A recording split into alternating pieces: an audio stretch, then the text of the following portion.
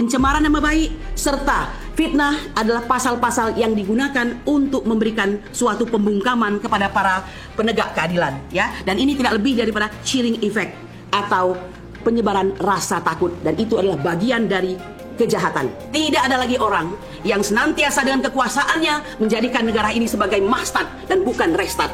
Pada saat menjadi presiden, Anda menyusahkan rakyat, dan setelah Anda menjadi rakyat, Anda menyusahkan presiden dan rakyat. Ya, jadi saya hanya ingin menegaskan, jangan main-main, jangan bikin persoalan kegaduhan di negeri ini.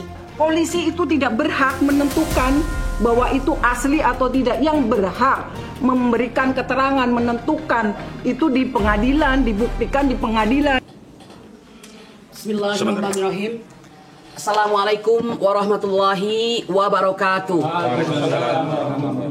Tentu saja mutlak dan absolut, pertama-tama dan di atas segala-galanya berterima kasih kepada Allah Subhanahu wa taala atas segala rahmatnya, ya. Apapun juga peristiwa yang menjadi hikmah bagi kehidupan ini. Termasuk diantaranya pada pagi hari ini kita bersama-sama dalam sebuah konferensi pers untuk keempat daripada klien kami, yaitu Dr. Roy Suryo MKes, kemudian Dr. Ing Risman Hasiholan Sianipar ST MT MN, dan Dr. Tifauzia Tiasuma MSc, serta Rizal Fadilah SH. Saudara-saudara sebangsa dan setanah air, sudah dijelaskan secara gamblang oleh rekan kami advokat Ahmad Khosinuddin SH bahwa sebenarnya pelaporan-pelaporan tersebut diantaranya di Jakarta Selatan, Jakarta Pusat, dan Polda Metro Jaya itu tidak lepas kaitannya dengan peristiwa kunjungan kami, ya, bersama klien tersebut ke UGM yang diterima baik di UGM, serta juga ke Solo yang merupakan alamat daripada rumah Bapak Joko Widodo, Kutai Utara nomor 1. Dan semuanya terjadi dalam kondisi baik, ya. Bapak-bapak Ibu sekalian, kami ingin menyampaikan bahwa sesungguhnya menyatakan pendapat di muka umum secara lisan maupun tulisan, berserikat dan berkumpul itu adalah merupakan hak konstitusional. Sehingga akan sangat aneh dan jahat apabila hal tersebut dikriminalisasi. Terlebih, klien-klien kami tersebut adalah orang-orang yang memang kompeten di bidangnya. Sehingga seperti yang dikatakan rekan Ahmad Khosinuddin tadi, di mana letak daripada fitnah serta pencemaran nama baiknya. Kami ingin mengatakan bahwa sudah waktunya, ya, sudah waktunya polisi berbenah diri untuk tidak serampangan menerima segala bentuk pelaporan-pelaporan yang sesungguhnya pelapor tersebut tidak lebih daripada orang-orang yang disewa untuk melaksanakan sesuatu yang disebut dengan nabok nyilih tangan. Meskipun akhirnya keluar juga Bapak Joko Widodo untuk menyampaikan laporan sendiri. Dan sekali lagi, kami secara keseluruhan tim advokasi anti ijazah bodong selamatkan legasi sejarah bangsa Indonesia ini, menganggap ini sebagai sebuah blessing, ya. Inilah setelah perjuangan sedemikian lama, ya, tentu saja bersama TPUA dari tahun 2022 merupakan rangkaian peristiwa penegakan keadilan dan kebenaran secara terus menerus tanpa kenal lelah, yang akhirnya sampailah kita di tahun 2025 ini dalam kondisi seperti yang kita lihat pada saat ini. Saya ingin mengatakan, jangan pernah coba-coba untuk berusaha untuk menyelundupkan hukum hanya demi, ya, mengikuti hasrat, syahwat, serta kekuasaan yang dimiliki oleh mantan presiden 2 periode, yaitu Joko Widodo. Mengapa kami katakan demikian? Karena ini akan semakin membuat masyarakat hilang kepercayaan kepada lembaga kepolisian. Kami ingin mengatakan, mari kita berjuang secara jujur, karena kita ini sama-sama criminal justice system, ya, yang sama-sama merupakan para penegak hukum. Sudah waktunya berjalan dengan kejujuran, kebenaran, dan keadilan sesuai dengan tujuan hukum yang hendak dicapai, yaitu keadilan, kepastian hukum, dan kemanfaatan.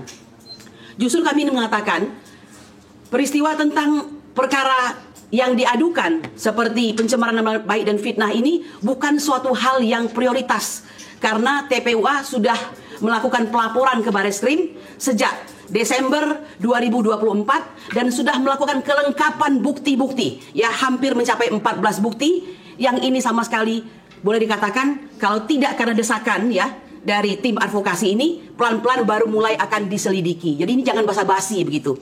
Silahkan lakukan suatu penyelidikan yang sangat menyeluruh dan mendetil terhadap saudara Joko Widodo yang dicurigai bahwa ijazahnya adalah palsu atau bodong, ya, dengan menerapkan suatu tindakan-tindakan yang pantas dan layak dalam hal penyelidikan, seperti fungsi dan peran beliau sebagai dader atau flagger, serta siapa saja yang menjadi penyuruh atau down flagger, serta siapa saja yang menjadi penyertanya atau pembantunya, yaitu media flagger. Jadi ini silahkan untuk diusut secara tuntas. Saya kira sudah waktunya berbenah diri dan meletakkan hukum adalah sebagai panglima. Lebih daripada itu, tugas kami sebagai advokat tidak lebih dan tidak kurang sebagai penegak hukum. Kami dilindungi oleh Undang-Undang Advokat Nomor 18 Tahun 2003, tepatnya pada pasal 16, di mana setiap advokat itu dalam melaksanakan tugasnya dengan itikat baik tidak bisa dipidana dan diperdatakan, ya, dalam maupun di luar daripada pengadilan. Dan ini diperkuat lagi dengan pasal 5 ayat 1 bahwa profesi sebagai pengacara adalah profesi yang mandiri dan bebas terlepas dari intervensi siapapun. Nah, oleh karena itu kami ingin mengatakan kali ini harus berbeda, ya. Harus berbeda. Tidak ada lagi orang yang senantiasa dengan kekuasaannya menjadikan negara ini sebagai mastat dan bukan restat. Ya, sudahilah. Mohon maaf ya kepada saudara Joko Widodo. Pada saat menjadi presiden, Anda menyusahkan rakyat, dan setelah Anda menjadi rakyat, Anda menyusahkan presiden dan rakyat. Saya kira demikian yang bisa saya sampaikan. Kami ingin agar bangsa ini tercerahkan, ya. Jangan lupa pencemaran nama baik serta fitnah adalah pasal-pasal yang digunakan untuk memberikan suatu pembungkaman kepada para penegak keadilan, ya. Dan ini tidak lebih daripada chilling effect atau penyebaran rasa takut, dan itu adalah bagian dari kejahatan, ya. Kalau di pers itu mungkin masuk dalam kategori sebagaimana tindak pidana yang diatur pasal 18 ayat 1 Undang-Undang Pers nomor 70 tahun 1999. Jadi demikian yang saya sampaikan. Marilah kita bangsa ini kapok untuk senantiasa merusak hukum. Dari tim advokasi anti ijazah bodong, selamatkan legasi sejarah bangsa Indonesia, kami ingin memulai Indonesia yang bersih. Subhana rabbika rabbil izzati amma yasifun wa salamun alal mursalin walhamdulillahi rabbil alamin. Assalamualaikum warahmatullahi wabarakatuh. Kami dari tim advokasi hanya ingin membuat satu atau penambahan dari rekan saya, Susi, bahwa saudara Jokowi juga harus membuktikan itu persoalan ijazah palsunya. Karena belum pernah dibuktikan di persidangan. Jadi jangan ujuk-ujuk bahasanya beliau memperlihatkan ijazah palsu, ijazah tersebut di kepolisian. Dan Anda sebagai hari ini sebagai warga negara juga bisa dikenakan keterangan palsu. Oh, ngeri itu. Oke, jadi ingat saudara Jokowi, Anda belum pernah membuktikan ijazah Anda di persidangan. Anda sudah ujuk-ujuk datang ke kepolisian, ke penyidik menyerahkan ijazah. Jadi Anda juga bisa dikenakan keterangan palsu. Ya 7 tahun. Dan yang kedua, untuk kepolisian juga Anda jangan sembarangan juga. Anda juga bisa dilaporkan ke Propam. Betul. Ya, jadi saya hanya ingin menegaskan, jangan main-main, jangan bikin persoalan kegaduhan di negeri ini. Saya pikir cukup sekian. Terima kasih. Tadi sudah cukup panjang lebar disampaikan oleh senior kami terdahulu dan sudah sangat jelas. Saya sepakat sekali dengan Bapak Al-Katiri bahwa kita tidak boleh semua diungkapkan di sini. Artinya itu sebagai senjata kita dalam nanti melakukan pembelaan.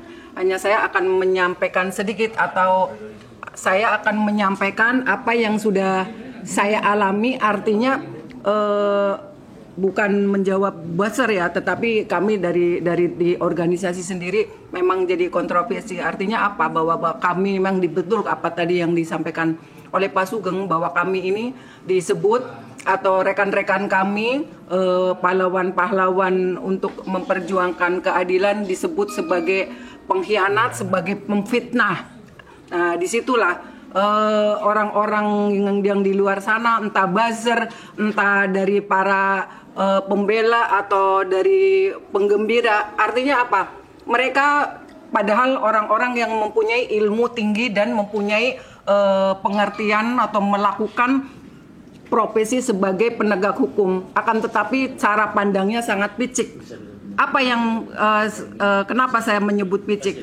Jadi kok hanya membicarakan, masa hanya soal ijazah aja diributin? Kok alangkah piciknya ya. Jadi bukan masalah ijazahnya aja yang kami ributkan, tetapi perolehannya. Dan perolehan ijazah itu yang diindikasi ada kepalsuan itu menimbulkan dampak yang sangat luas. Karena apa? Ijazah itu digunakan untuk melakukan atau untuk sebagai persyaratan yang sudah disyaratkan oleh undang-undang atau aturan dalam mengemban suatu pejabat atau sebagai pejabat atau sebagai apalagi pemimpin daerah maupun pemimpin negara. Artinya sudah ada ketentuannya. Nah, dengan perolehan yang dinyatakan itu abal-abal atau diindikasi palsu, itu kan berarti sangat merugikan. Sudah berapa ribu kebijakan yang mereka perbuat, sudah berapa ribu keputusan yang mereka edarkan, sudah berapa ribu aturan yang mereka gelontorkan di masyarakat, yang kesemuanya adalah merugikan masyarakat. Jadi jangan hanya dilihat dari ijazahnya yang palsu, jangan hanya dilihat hanya ijazah aja dipermasalahkan. Jadi tolonglah pola pikirnya yang di luar sana, entah siapapun mereka, tolonglah pakai akal sehat. Tolong dibuka mata hati kalian untuk mensikapi. Jangan hanya ngomong, hanya ijazahnya aja, hanya ijazah. Tapi dampaknya dari pemalsuan itu yang dilakukan oleh seorang kepala negara, kepala pemerintahan, atau pejabat negara siapapun itulah. Jadi tolong ya, kembali lagi katanya sudah dibuktikan di polisian. Saya rasa kita semua tahu, Anda di luar sana yang berprofesi sama ataupun sebagai penegak hukum, tahu bahwa ada tugas dan kewajiban atau kewenangan baik polisian maupun peradilan. Jadi siapa yang berhak membuktikan ijazah itu asli atau palsu? Tentu saja di pengadilan. Tetapi ini kenapa dibawa ke polisian dan itu sudah dinyatakan asli? Apa kewenangannya polisi? Polisi hanya bisa menyelidikin. Dan itu sudah sangat jelas diatur dalam undang-undang, di dalam pasal-pasal undang-undang yang sangat jelas. Dan ini juga memang betul, tidak perlu kami jelaskan di sini. Intinya, polisi itu tidak berhak menentukan bahwa itu asli atau tidak. Yang berhak memberikan keterangan, menentukan itu di pengadilan, dibuktikan di pengadilan dengan ahli dan lain sebagainya. Jadi bukan kepolisian. Jadi kalau polisi sudah menyatakan bahwa itu asli, itu hanyalah pernyataan politis, di mana di situ polisi berperan bukan sebagai penegak hukum, akan tetapi sebagai penyambung lidah yang memohon atau yang berkepentingan. Itu saya rasa yang perlu digarisbawahi itu saja, bahwa jangan sekali lagi, jangan dilihat hanya ijazah dimasalahkan. Tolonglah berpikir dengan akal sehat. Kembali lagi tolong, pakailah akal sehat Anda untuk menyikapin soal ijazah palsu. Jadi kembalikan lagi pikiran Anda dan pemahaman Anda tentang hukum, pemahaman Anda tentang dampak daripada perbuatan yang sudah sangat merugikan masyarakat Indonesia. Apalagi dimulai dengan berkuasa memimpin suatu daerah hingga menjadi di kabupaten kota, hingga menjadi gubernur, dan pada akhirnya menjadi presiden. Dan ini sangat memalukan di negara tercinta ini, bahwa di Indonesia ternyata banyak sekali hal-hal demikian terjadi, di mana digunakan untuk menjadi persyaratan yang sudah ditentukan oleh undang-undang, sudah diatur menjadi persyaratan suatu seseorang untuk menjadi kepala pemerintahan atau sebagai pejabat negara. Saya rasa itu yang ingin kami sampaikan. Semoga rekan-rekan kita di luar sana berpikiran jernih kembali. Jadi jangan hanya berpegang kepada siapa yang di atas kita, siapa yang diikutin kita. Jadi kalau kita di sini tidak ada yang kita mencintai seseorang itu yang sangat terus ikutin cinta buta atau kita cinta buta ya apa artinya walaupun di atas sana pemimpin kita ada, tapi kalau memang salah nyatakan salah. Jadi jangan membabi buta dalam menilai seseorang, karena sesungguhnya bucin ya, sekarang bahasanya bucin. Oke lah, kita di bawah berlindungan siapa di atas kita, ketika seseorang itu memang bersalah, ya sudah kita katakan salah. Jangan kita terus ikutin alur mereka salah, kita dinyatakan benar. Kita yang orang-orang yang ingin mencoba menegakkan keadilan dinyatakan sebagai pengkhianat, dinyatakan sebagai penghasut, sebagai pemfitnah. Padahal sesungguhnya yang menjadi pemfitnah, yang menjadi merusak negara ini, buzzer